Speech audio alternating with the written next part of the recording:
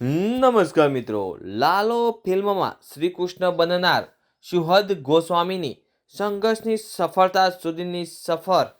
લાલો શ્રી કૃષ્ણએ સદાય સહાયતે ગુજરાતી ફિલ્મ 100 કરોડની કમાણી કરી ઇતિહાસ બનાવી દીધો છે.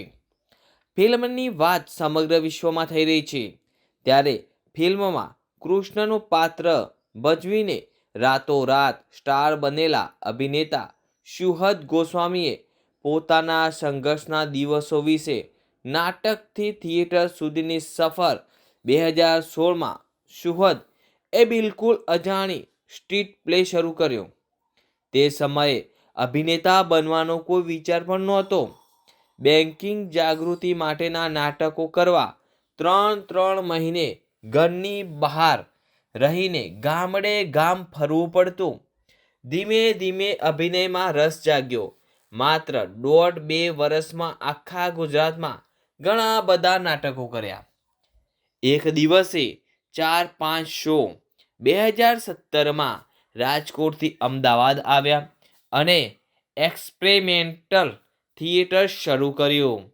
1-2 મહિનાથી મહેનતથી નાટક તૈયાર કરી 1000-2000 લોકો સામે રજૂ કરતા અને જે કલેક્શન થાય તે ટીમમાં વહેંચી લેતા.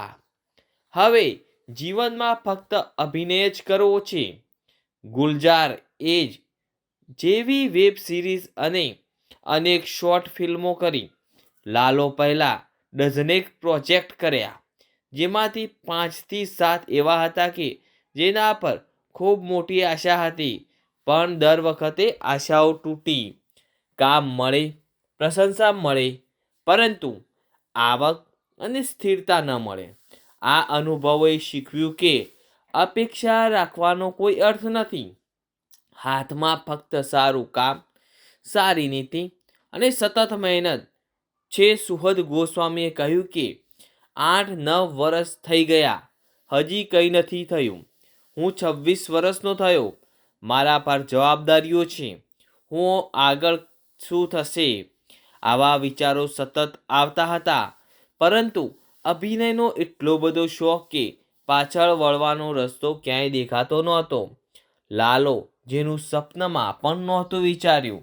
લાલોનું આટલું મોટું સ્તર અને સફળતા એકદમ અણધારી હતી. સિઝનના પહેલા દિવસે દિવાળીએ માત્ર 3 જ શો હતા. 3 મહિનાનો એ જાદુઈ સમય તેમણે જીવી લીધો છે અને ક્યારેય ભૂલી નહીં શકે. સુહદ ગોસ્વામી કહે છે કે આને હું સ્ટ્રગલ નથી કહેતો. મને કોઈએ બળજબરીથી બેસાડ્યો નથી. મને ગમે છે, મને મજા આવે છે, આનંદ આવે છે. લાખો લોકો આવી જ મહેનત કરે છે. તેથી આ સ્ટ્રગલ નહીં, પ્રેમ છે.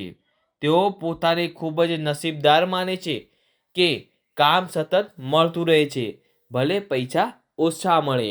તો મિત્રો, આજે આપણે જાણ્યું સુહદ ગોસ્વામી વિશે.